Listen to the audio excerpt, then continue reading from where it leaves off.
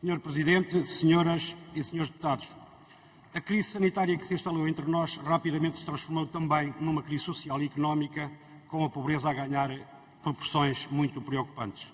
De facto, milhares de pessoas perderam o seu emprego e outras tantas continuam a ver os seus rendimentos substancialmente reduzidos face à situação de layoff a que, contra a sua vontade, se encontram sujeitos. Por outro lado, a grande maioria das micro e pequenas empresas vive hoje tempos muito complicados.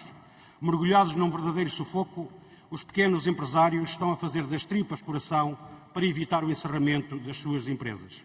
Ora, perante este quadro, o que se impõe é que tanto o Plano de Recuperação como o próximo Orçamento de Estado tenham presente que, para além das medidas de combate à Covid-19, que naturalmente é necessário assegurar, é imperioso garantir não só a sobrevivência das micro, pequenas e médias empresas, como também, como forma de evitar uma situação ainda mais preocupante no que diz respeito aos números de desemprego, como também é imperioso combater a pobreza de forma determinada e garantir apoios sociais às pessoas que perderam rendimentos e que se confrontam com muitas dificuldades até para pôr pão em cima da mesa e que no início deste ano letivo, mesmo forçando a imaginação, não encontram forma de poder comprar os materiais escolares para os seus filhos. Por isso, os Verdes consideram que tanto o Plano de Recuperação como o Orçamento de Estado que aí vem não devem seguir o caminho apontado pelo Orçamento Suplementar, que, mantendo o corte de rendimentos aos trabalhadores que estão em layoff, não excluiu os grandes grupos económicos do alargamento do prazo para reporte de prejuízos fiscais, que recusou a criação de um fundo de tesouraria para as pequenas empresas, mas que não impediu a distribuição de dividendos entre os acionistas das grandes empresas e que se mostrou incapaz de valorizar as componentes ambientais como a reciclagem enquanto contributo para a dinamização da economia e para a criação de postos de trabalho. Aliás, a propósito das componentes ambientais, os Verdes insistem que será um erro absolutamente irreversível se o Governo procurar assentar o relançamento económico no investimento em infraestruturas ou opções com avultados impactos ambientais e cujos contributos para o desenvolvimento do país são mais que duvidosos. Referimos-nos, por exemplo, à localização do novo aeroporto no Montijo, à exploração desenfreada de lítio, ignorando a qualidade de vida das populações, à transformação do Parque Natural do Sudoeste Alentejano e Costa Vicentina numa lixeira de plásticos a céu aberto, ou à propagação de culturas intensivas, seja do olival ou do amendoal. Não, o caminho tem de ser outro e não pode ser construído sacrificando irremediavelmente os nossos valores ambientais. Bem sabemos que o investimento público é decisivo para o relançamento da economia, mas terá de ser um investimento de qualidade que promova o desenvolvimento do país sem hipotecar o futuro, sobretudo ao nível dos recursos naturais. E é esse caminho que tem de ser feito, compatibilizando o desenvolvimento económico com a valorização das componentes ambientais. Por isso, consideramos que o caminho deve incluir percursos de comboio e terá de ser construído com a nossa produção.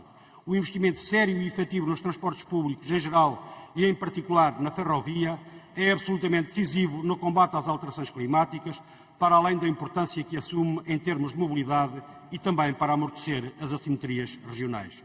Por outro lado, não é necessário ser Nobel da Economia para perceber que um país que não produz não cria riqueza e nada tem para exportar, e sem a criação de riqueza não há relançamento económico possível. Por isso, os Verdes insistem na necessidade de focalizar o centro das atenções na nossa produção, na produção nacional. Desde logo, porque é muito pouco saudável e nada recomendável que uma economia fique dependente de fatores externos que não dominamos. O turismo é importante, mas a nossa atividade económica não pode ficar dependente apenas de um setor e pouco mais. Por isso, é fundamental apostar a sério, por exemplo, na agricultura familiar, que pode ter um papel importante na recuperação da nossa soberania alimentar. Recorde-se que antes de entrar para a então CEE, o nosso país produzia 75% dos produtos alimentares que consumia. Hoje os números estão invertidos e apenas produzimos 25% para importarmos os restantes 75%. É necessário, por isso, dar vida ao Estatuto da Agricultura Familiar, promover a reabertura dos mercados de proximidade, garantir o escoamento dos produtos, estabelecer um preço justo à produção e repor algum equilíbrio nas relações comerciais entre os produtores e as grandes superfícies comerciais. Ou seja, é necessário criar as condições para que os produtores possam produzir e vender os seus produtos a preços justos. Para além disso, é necessário colocar o interesse público no centro das decisões para evitar situações verdadeiramente escandalosas e imorais, como a do novo banco, que continua a ser um verdadeiro e monstruoso servidor de recursos públicos, recursos que são necessários e que tanta falta fazem para as políticas sociais, nomeadamente para o nosso Serviço Nacional de Saúde, e que estão a ser esbanjados com um banco que não é nosso. Ou situações como a TAP, onde o Estado paga, mas não manda nada. E, por fim, continuamos a aguardar para perceber se o Governo está ou não decidido a devolver os CTT aos portugueses, trazendo o interesse público para esta verdadeira negociata que vem do tempo do Governo do PSD e do CDS. Disse.